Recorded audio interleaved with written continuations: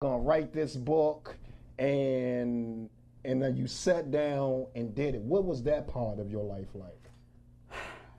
That was realizing, actually, Janla Van Zant helped me to understand how to tell the story completely, because this book is the story behind the poetry, and it also includes my poetry.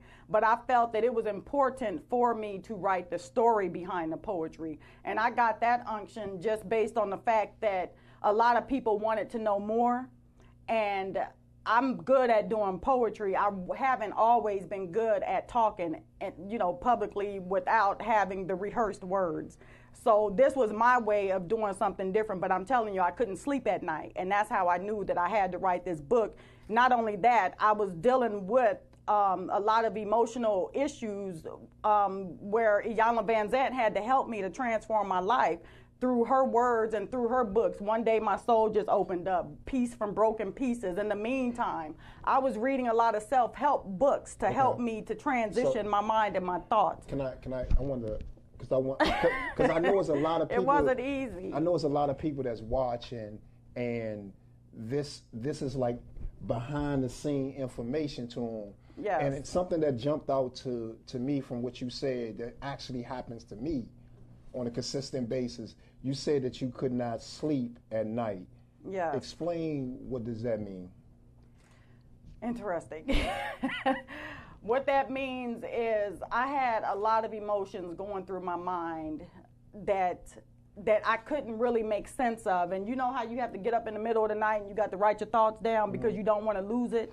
I kept getting thoughts of healing and seeing myself restored and seeing myself without any more heartache, without any more fear, without any more depression. So it's a faith walk and understanding that unction that you get is not from you, and that the dreams that we have don't come from us originally. They come from God, and it's our purpose in life to figure out what our purpose is, our divine destiny. And I felt like because I couldn't sleep at night and because I had the desire to write this book and to express myself, I felt like I could help a lot of people, because through my poetry, a lot of people were, relating and getting healing and wanted, help with their mental health. So let me recap. So what I'm hearing is that the not being able to sleep at night impacted you in two separate ways.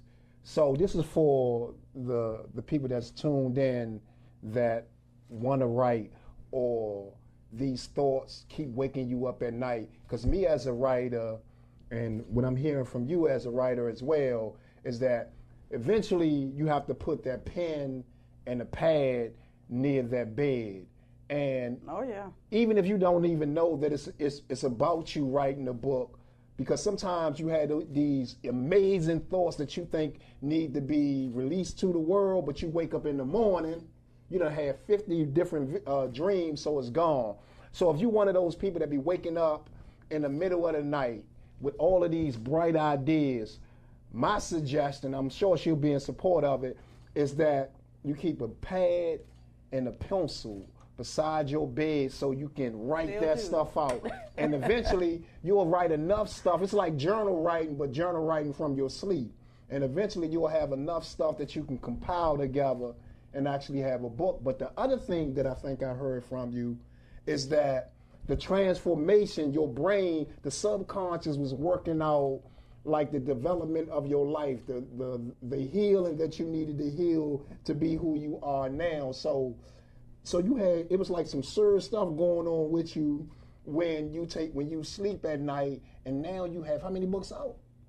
Two books out, from waking up at night, just literally putting that pen and that pad by the bed. And so her dreams, her thoughts, her life experiences turned into art. Yes.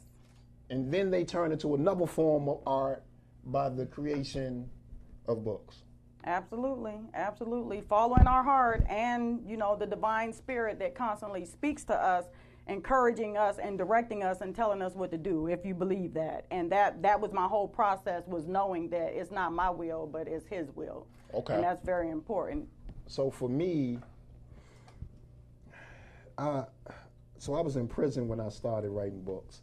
And I started writing books. Tell them how long. Because that helps. 11 years. Oh, Lord. So Jesus. I started writing books off of a dare. I mean, used to be guys in there that used to be rapping. Lord. And I used to try to rap, and I can't rap. And one of them said, man, you can't rap, but you tell some great stories. And he challenged me to write a book. And so I went in and I wrote this book called Capers. But after I put the N in that book, other books started, like ideas for other books started popping up in my head and in my dreams. And that's where I developed to have a pen. For me, it was a pencil. Have a pencil and a pad beside my bed. And out of that experience, I ended up writing 14 books. And the reason that I wanted to take you back and pinpointing like where the development came from, because I'm sure there are millions of her listeners or her watchers of this show that are having those same experiences that we have. And I just want them to feel comfortable enough, or give them the idea that those feelings and those thoughts and those pains can end up creating one. When you started writing your stuff down and reading it, right? Mm-hmm. Was there even, did you see it as like in the third person? In the third person? Like for me, when I write something, if I'm going through something and I write it down and then I read it on paper, I'm reading it from like a different perspective. I'm being able to see outside looking in. Right. Okay, I'm with that. So was that like your experience from it was like the outside looking in? Yeah, as a matter of fact, when I'm able to express my story, that is an opportunity for me. The result of it, of what people get out of it, that's me being able to identify with the power that the words have. And a lot of people are missing it because they don't speak their truth. And that my poetry was an opportunity for me to speak my truth, as well as yours. That was an opportunity for you to get rid of the toxic energy, you know, that's in you, because I had a lot of toxic energy. That's why this book is called I Am Precious, Diary of My Life from Sin to Salvation, because it all tells a story. Okay. Period. So for me, right? Therapeutic. For me, it wasn't so much so about me telling my truth, because when I started writing, I wasn't comfortable with telling my truth, right? And so I wrote fiction. But in fiction, all fiction has some foundation of truth, but that doesn't necessarily mean that all of it is true. And so I was able to hide in plain sight. And so the first, even though I wrote 14 books in prison, I only released one of those books, but I have 5 books out. And the other 4 books are books that I wrote since being home. But for me, even though I was writing fiction and being able to read my writing, it helped me solve some problems or address some issues that I had internally, because you have to bring, in my belief, in order for your readers to not put your book down, your characters have to be living and breathing vessels, right?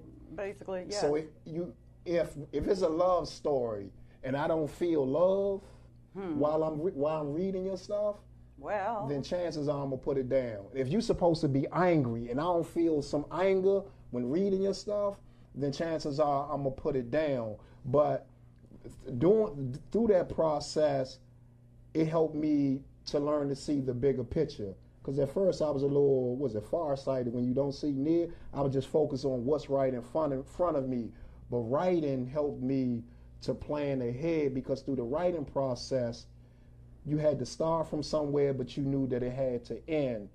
And then I allowed the characters in my stories to decide the whole story. Who the next character to come into play. I get that. When the story to end.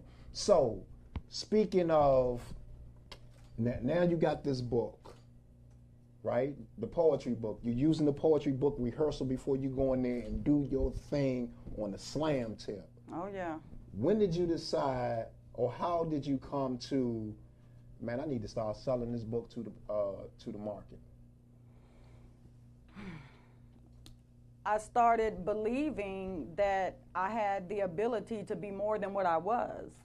And, you know, Iyanla Van Zant she was an example. She was a writing mentor for me because she showed me what it looked like to tell your story. I never knew what that looked like. So that was my mentor, is learning how to write. And then when I looked on the back of the books and saw that people had a PhD, people had master's degrees, and people, you know, their accolades, you know, were so strong, I was like, I can have that, I can do that. I didn't go back to college till I was 27, and I went 15 years straight before I took a break. And I'm just talking about 15 years straight without taking any time off, going through the normal processes of going to school. I didn't take a break until I took my second class in my PhD program. Okay. So until I was 27 years old, I was just living the life. But when I realized that I had more to offer and there was more inside of me, and I started believing in my gifts and my abilities, that's when I was able to make the transformation, because I wanted to be more. Before that, I didn't want to be more. I was living in heartache, depression, and fear, and I was playing out my heartache on the stage. Okay. And I found out, you know, the impact that it had on people, and I was like, wow, I can do better. I can be more. I can be educated. I can succeed. You know, dreams can come true. But we have to, you know, we have to believe it. And I started believing after Iyanla started helping me fix my life before she even had a TV show helping people fix their life. So, what I want, I love how your life unfolds and that you are able to heal and create. But there are a lot of artists out there that are poets, that are visual artists. I mean, just art in general. To me personally, I think everything is art. If you build a table, if you design a building, I consider you an artist. If you producing a show, right? It's some artery to all of that. So I see everybody as an artist. Uh-huh. But being a poet and being an author, a lot of them struggle to find or to see the value in their work. And so we have this tag on a lot of us where we submit to being the starving artist. And for me, that is not how I live my life, because for me, art is a business. It heals, and I teach people to heal through art, but I also recognize that each part of art is a $1 billion industry, right? Absolutely. So combined, there's $1 zillion industry. So I even have this slogan. See the shirt? A creative mind is a gold mine. That is one of my slogans. Actually, T-shirts that I have for sale, right? But like, as a businesswoman, right? Because you consider yourself a businesswoman too? I'm working on it. That's the transition that I'm trying to cross over to now. Okay. Yeah. So as a businessman, I'm gonna lend my perspective, is that I had to find the line between art and the business of art, because a lot of time artists, because art helps us heal, that we want other people to heal, and that we just give and give and give and give, and people will take and take and take. But the thing that I had to realize is that all of those people that I give to, all of those people that take, see value in my work that I often overlooked.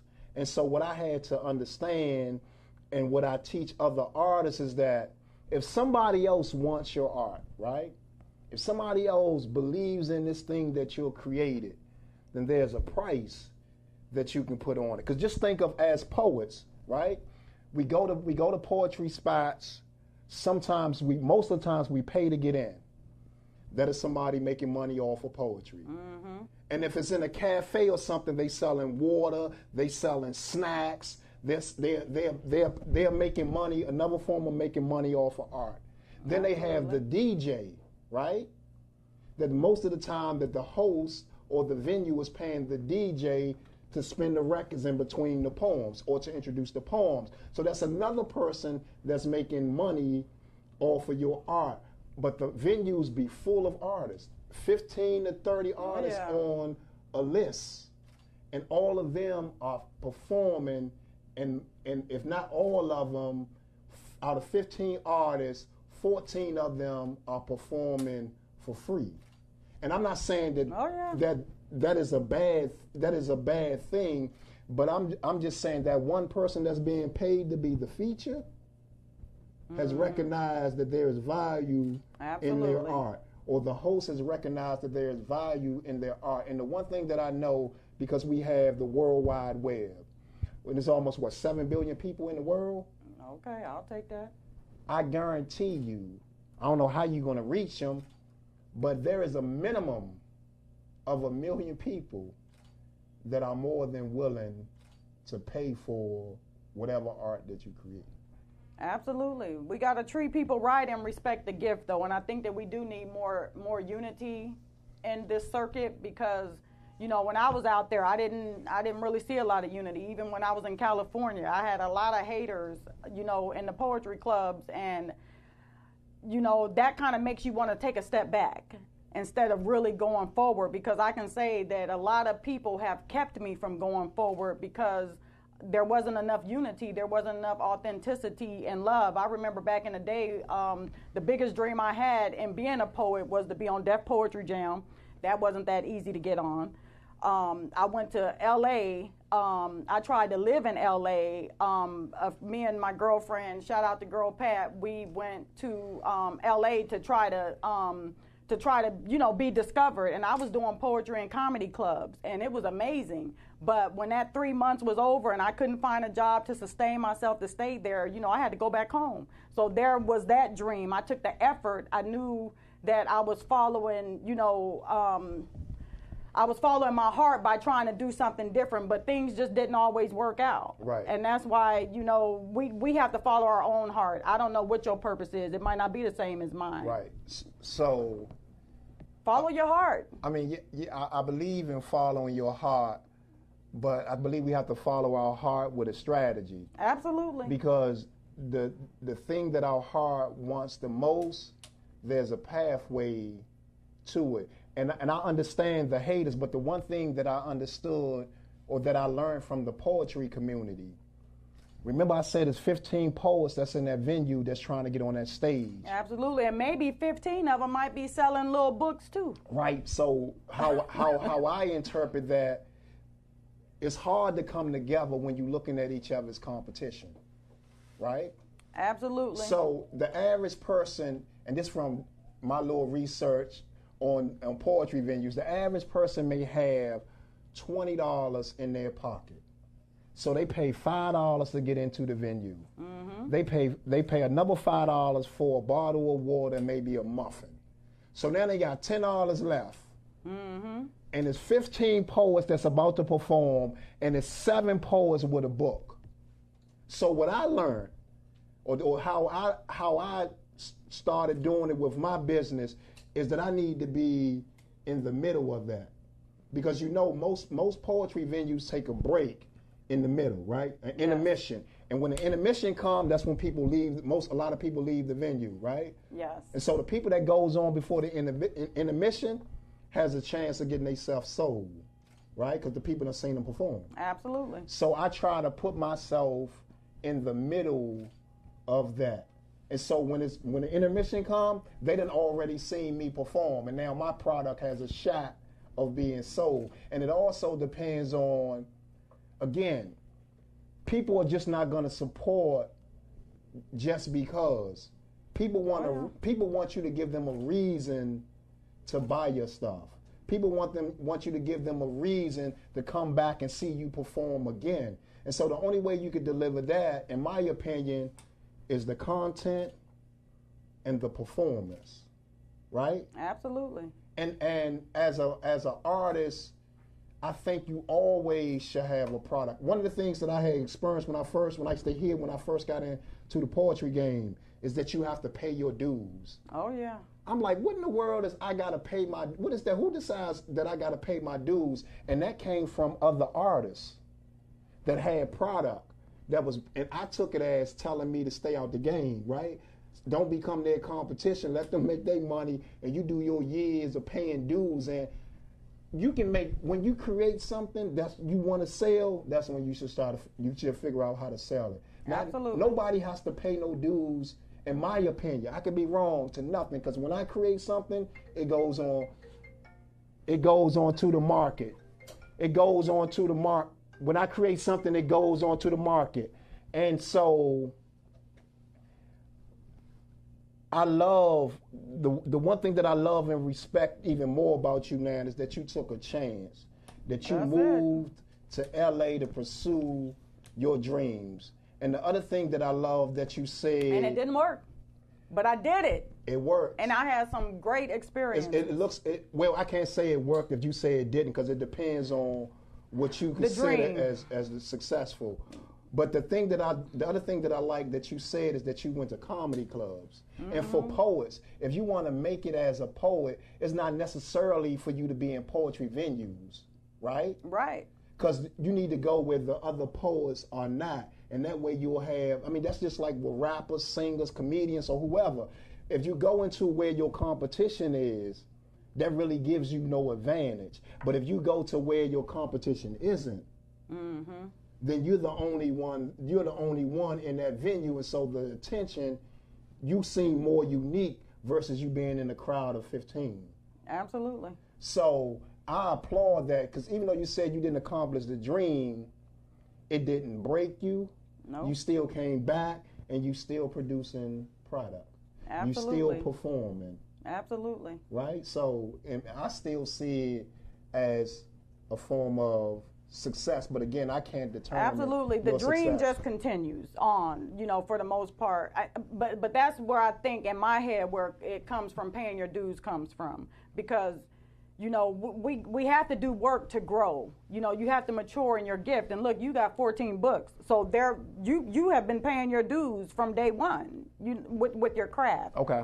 As well as myself, I've been paying dues. Not to mention, I think a part of my dream, a part of preparing to reach my dream has a lot to do with education. If I had not got my education, I don't think that that I would be in the same frame of mind that I'm in now, because I witnessed to a lot of students. God has put me in an environment where I am an advocate for students' mental health, as well as I can relate to them because of my background and my experience. Okay. And that's real important. I also used to do prison ministry in California at the Sacramento Juvenile Hall. And what I realized is that when I told those teen girls my story, they started telling me theirs. It opened up the door for them to be authentic with me, when at first they just wanted to come to me so that they would get out of their cell. You know what I'm saying? Mm-hmm. They didn't come to me to talk to me and to be personal and to get something out of it. They just wanted to get a break out of their cell. Mm-hmm. But we had breakthroughs, in prison ministry with the young ladies getting out of their cell. As a matter of fact, in my book, I dedicate poetry to them. I mean, we had a lot of positive experiences, but I think we should start sharing some of our poetry, because it's 2:04. Okay. We got 26 minutes left in the show, and I think that we should try to see if we can relate to some of our viewers out here. Okay. And I'll start with one. I feel like this is a poem that I do that pretty much tells my whole life story. Okay. So let's see. It's called One Poem, and Nas inspired me to write this with his song One Mic. Okay. Sometimes I feel like my pen is a sin, because you never know how I began or end this thing. Some say that I only talk about men, but that is not true, because I do talk about boys too. I'm a spokesperson for heartache. The queen of spoken word expression is how my pen likes to rest stand. Who else can do what I do and teach at the schools too? I'm an educator, an awareness participator, a victim of a world that saw that no one has to take care of me. You got to love yourself. I was brought up in the system, but did anyone miss me? That's where they left me. I didn't really have any friends. All I had was my pen and paper. So I articulated my life, never knowing my pen, my paper, and my thoughts would sell the books that you bought. All I need is one poem. Yeah, I was a foster child, living life daily with pain in my eyes. I was molested, degraded, and raped of my innocence. There was no one to teach me when I needed a teacher, but when I needed a preacher, at least a van came to get me. I was pregnant at 15 by a man over 19. It's sad but true, he was 22. I know it sounds crazy, but I was really dude's lady. He was beating me on a daily, either mentally or physically. I was being abused as a baby. I was trying to be grown when I left dude alone. I was prone to violence, ignorant and foolish, but I went back to school and I learned how to rule. I had 2 more kids and a dream to prove. Free by love represents no more drama, no more heartache, no more insecurities or disabilities. Today I'm feeling me, I'm happy and free. I'm not subjected to this world that was given to me. I'm getting paid to be brave and I'm no longer a slave. I used to sell drugs and kick it with thugs. I had my babies on welfare, cheated child action for daycare when they didn't go to school, but I did complete the 10-step program for fools because I learned how to rule. Self-employed fills a void. You got to write your own program if you want to travel and lodge at the finest hotels. Credit, Visa, MasterCard credit. Does anybody need credit? Just don't go in debt trying to live what you ain't got yet. Ball up your fist, get mad, get angry, but get educated and take solid risk. I got poetic justice. All I need is one poem, one pen, one thought, one poem is all I need to push me to the top. And a microphone to rock at conferences, workshops, seminars, and live tours. I'm talking about cities galore. All I need is one poem. What you need? Word. That's what I did in my 20s. I didn't even know I was going to be working with kids, you know. So I spoke a lot of things that I didn't even know into my poetry, and a lot of that stuff inspired me. So I think that was an awesome piece. And Amen. I connected with your experience with the juveniles and the facilities. That's how I ended up with this book. Okay. Dead Before 18, Saving Our Boys from the Streets. Tell the truth. And the name derived from, because most young guys that's growing up in inner cities and some suburban cities, if you ask them, they'll say, man, I'm probably be dead before I'm 18. And that's because that's what they're being told. Absolutely. In the society that they live in. And so when I wrote this book, Dead Before 18, the whole goal is to break them from that, to show them that the decisions that they make shape the future, their future. So I talk about dealing with anger. I talk about how to handle themselves with the police. I tell them about how to know when they're trying to be recruited by drug dealers and how to avoid it, how to avoid gangs. So the book I created, in essence, to make sure your child make it home every night. Amen. So I'm gonna give a piece. I'm gonna give a piece of a poem so we can keep things moving. Since your thing was it was the mental health, and our topic been about and helping through mental health, then this piece I think in lines with that. Amen. See, I'm not alone. Even though you can't see what's really going on, but I'm torn. My internal barriers are so strong. Sometimes when I'm trying to pull myself up, they be like, where you going? And I still wake up when I hear doors open. And I keep a lot of my belongings by the head of my bed, like my cell door still be closing. And I've been home for a while, but I still don't like crowds because it reminds me of packed prison buses. Being shackled and chained to men and women that I can never put my trust in. Bend over, spread your butt cheeks, and begin coughing. See, I'm traumatized.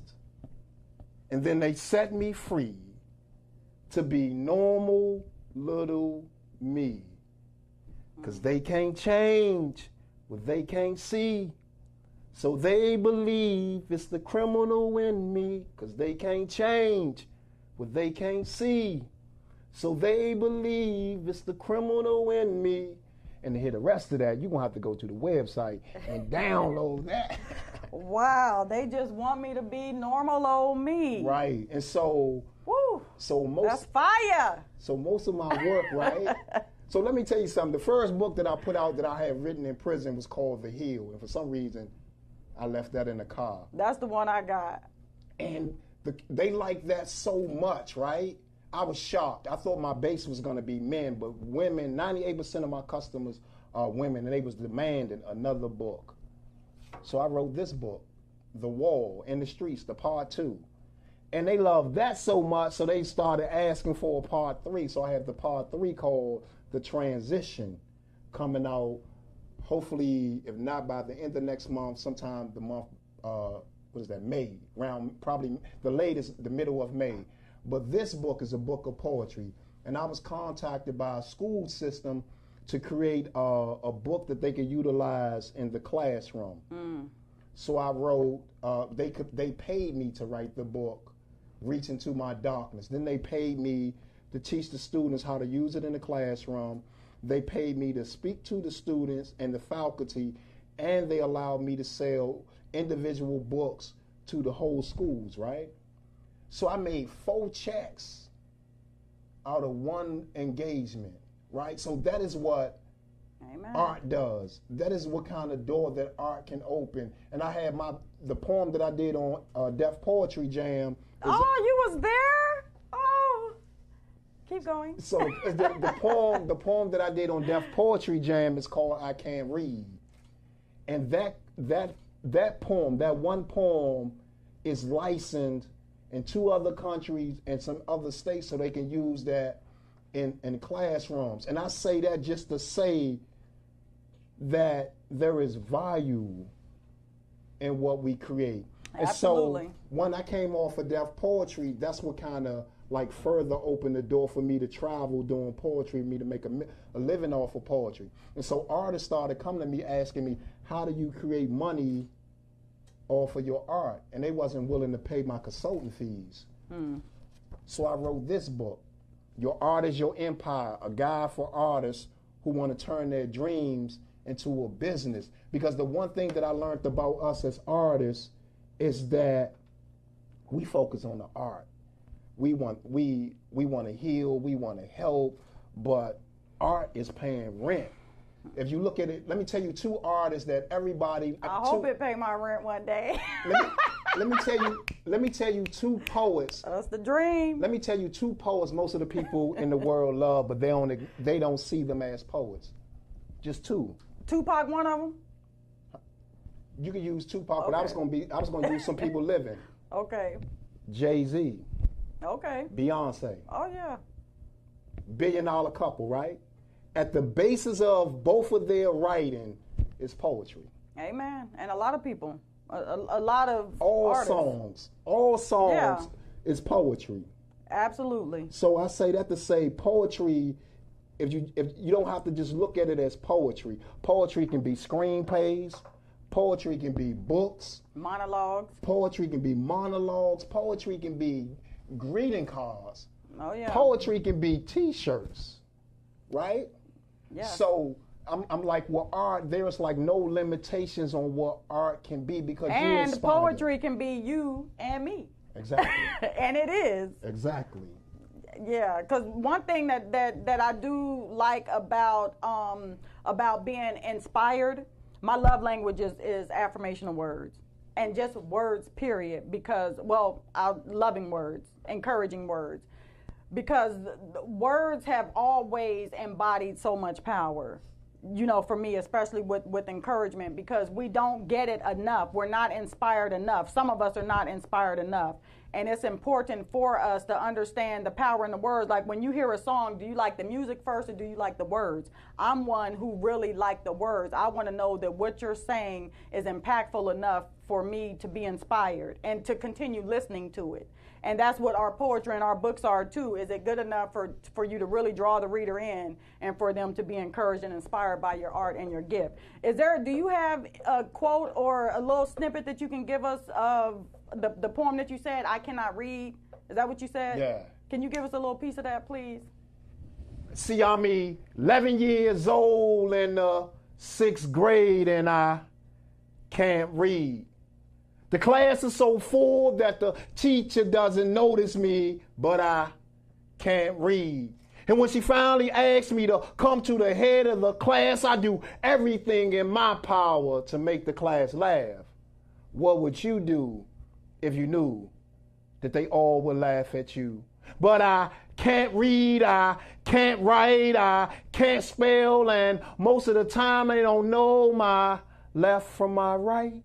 but they keep on passing me because I can dribble a ball, I can hit a three-pointer, y'all, and I can almost dunk, and I'm guaranteed to get you 13 points, but I can't read, I can't write, I can't spell, and most of the time I don't know my left from my right.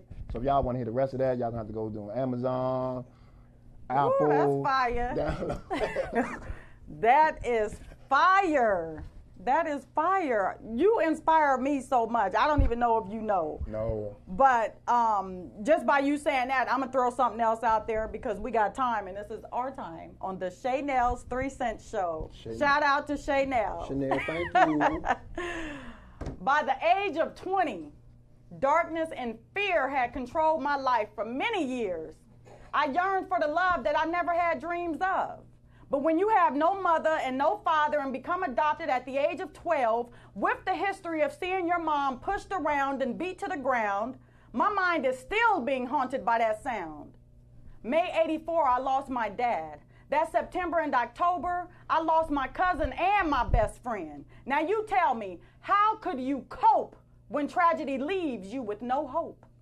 At age 16, I got emancipated out of my foster home. There were times I had to sleep in a car. I still have mental scars. I felt so sad and blue. I just didn't know what it was that I had to do. I'm not crazy, but life sure is shady because this girl one day is gonna become a lady. I've been blinded by rejection when protection is what I was neglected. I was made a prisoner of the streets when all along love is what I needed, but the memories of loss could not be deleted because too many times it was repeated. Now, I'm a mother trying to focus on spirituality and a mature mentality. I know I have found myself. I remember depending on everyone when there was no one. But I no longer stand alone from the terror that was once made a part of my life because Jesus paid the price and he made things right. As long as I believe, I have received the victory. Oh, man. Amen and amen. And I wrote it in my 20s. And I'm 43. Woo, woo, woo. Keep the dream alive. Because you don't know what the outcome is going to be. If you feel inspired, stay inspired and put it to work. We got to share with each other. Right. There's so much power just in this room alone. Imagine if we could all come together in unity and one spirit and really impact the world. It's just too much division. It's too much division. But God. Amen. I hear you.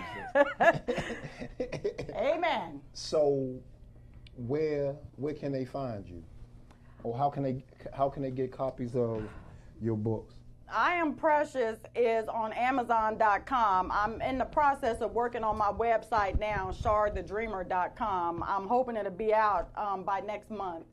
But you know, I haven't put enough energy into this because I'm a new empty nester. I have raised my kids. My baby is 19 years old, and now I'm an empty nester. Now I have time to invest in myself, and so I do feel like I'm where I'm supposed to be right now. Okay.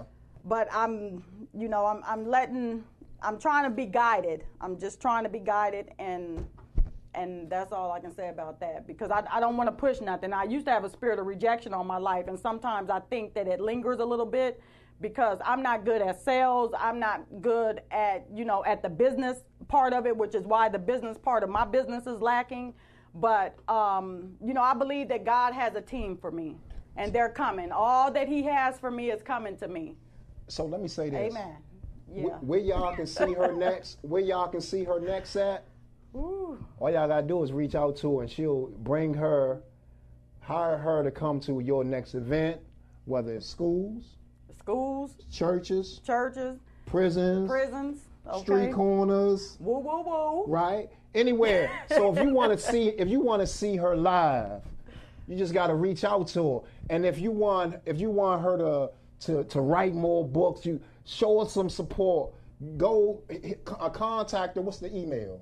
SharRobinson74@gmail.com. Can you spell it for them so they can get it right? SharRobinson74@gmail.com.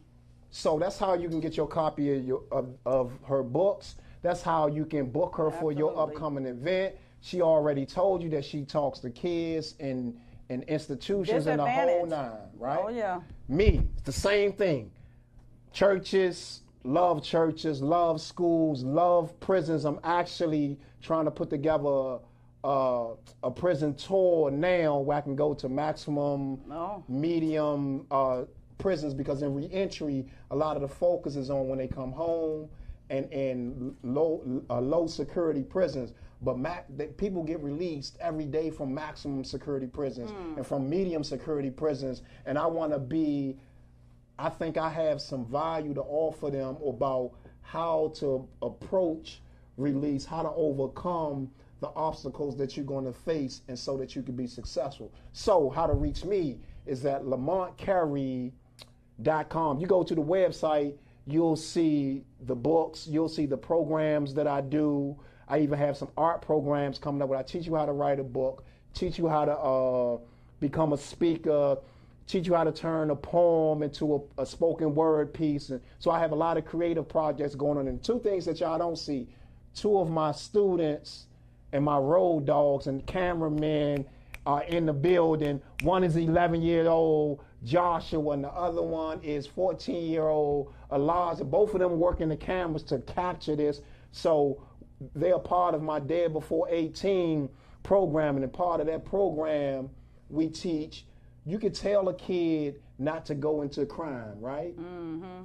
But if a kid that's already in crime and you just telling him to stop it, it ain't gonna help him. But you gotta be able to teach them how to make money, because that is part of the reason that they were involved in that lifestyle. And so for us, part of our program is breaking the street codes, right? Helping them to deal with their anger, helping them to deal with impulsive behavior, but also teaching them entrepreneurship so that they can learn how to make money in a legit way. Because the one thing that I learned from working with kids is that most of the time adults tell them what they need to do to solve their problems, but the kids already know how to solve their problems. All they need is our support and our guidance through that process. So again, both of us available to come to your institutions, to come to your churches or whatever, your special event, birthdays, weddings, you can book us. So again, you can reach me at lamontcarey.com. So that's spelled LamontCarey.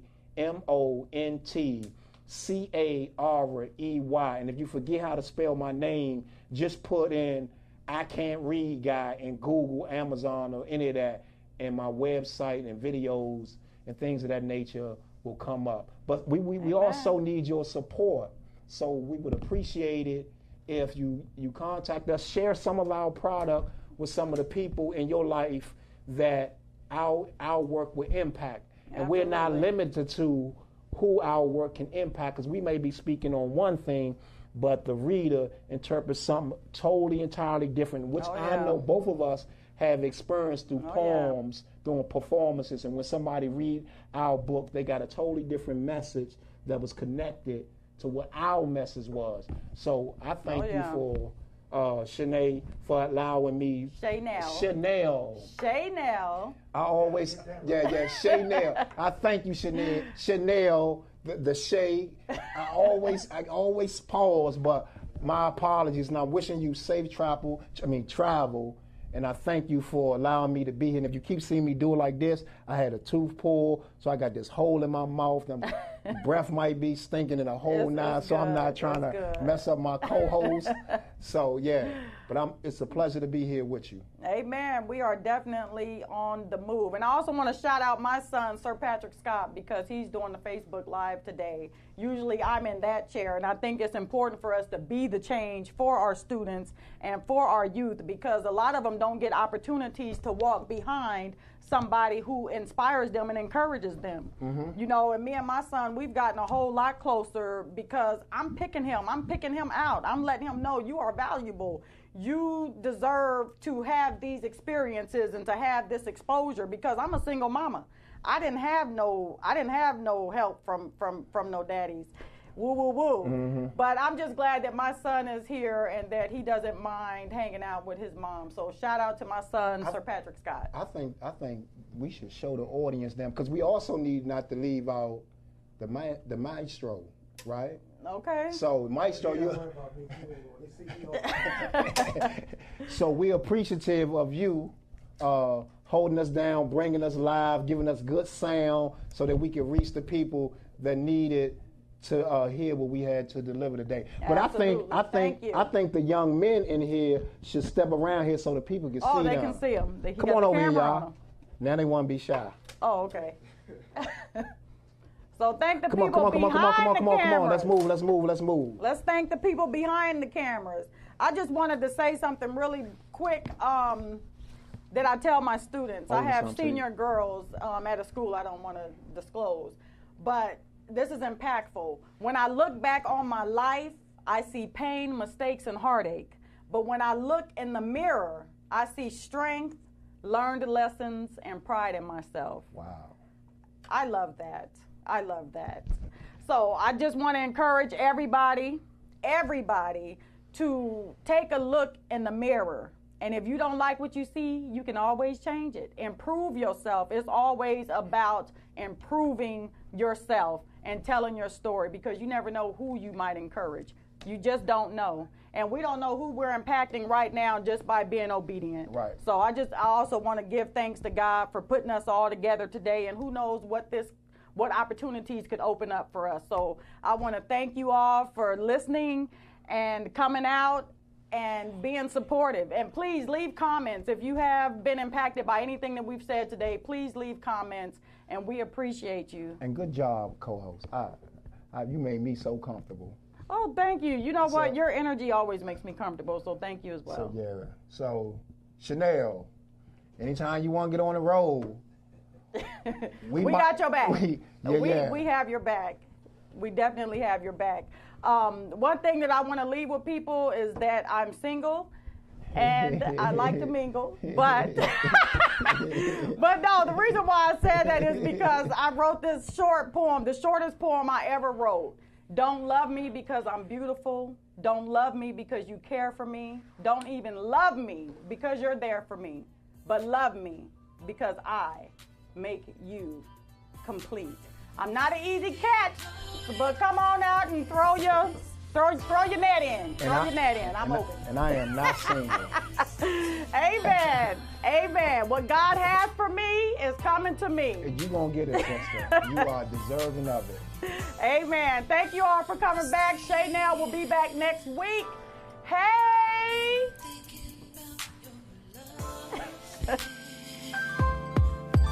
That you make to